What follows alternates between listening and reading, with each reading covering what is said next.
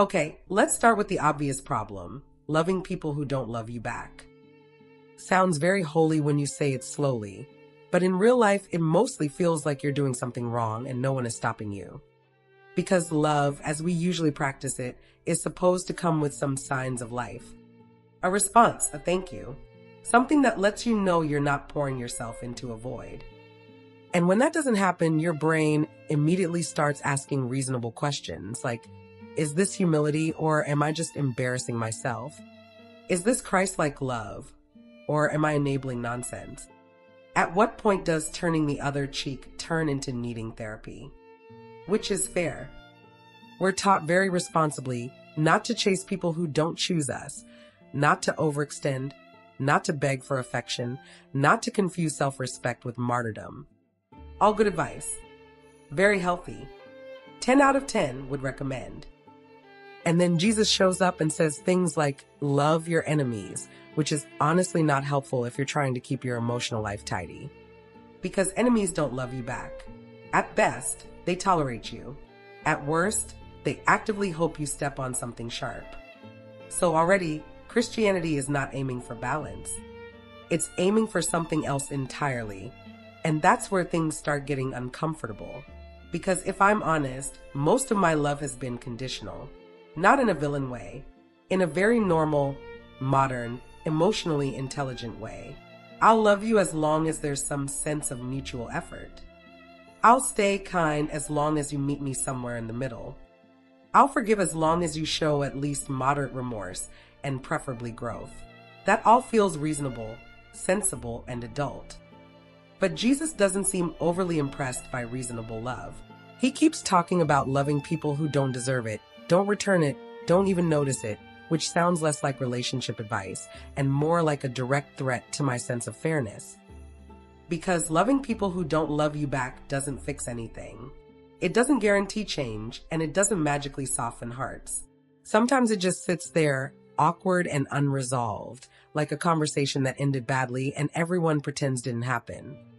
And that's when you realize this kind of love isn't about results, which is uncomfortable because we love results, progress, and visible payoff. We like knowing we're not wasting our time. But Christian love isn't efficient. It's not strategic. It doesn't operate on return on investment. It flows from the extremely inconvenient idea that your worth is already settled, which is the part we tend to skip. But God shows his love for us in that while we were still sinners, Christ died for us. Romans 5 verse 8.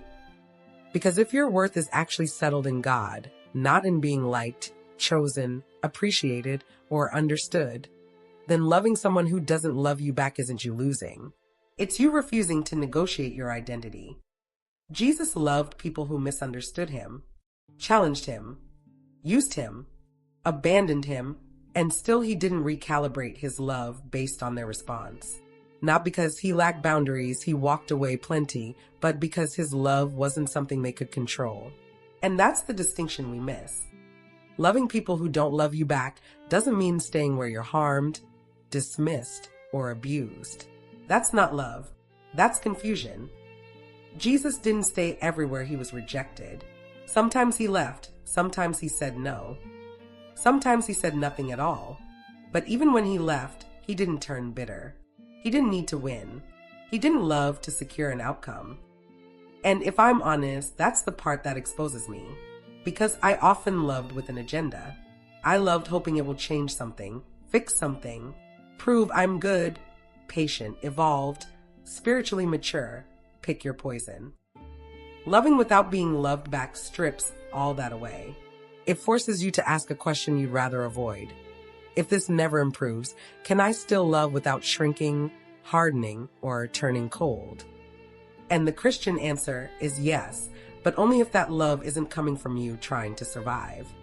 It comes from resting in a God who already chose you first. Which doesn't make this easy. It just makes it possible.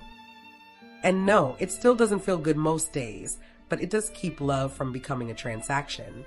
And in a world where everything is negotiated, earned, optimized, and tracked, that kind of love is quietly, stubbornly rebellious. Very on brand for Jesus, honestly.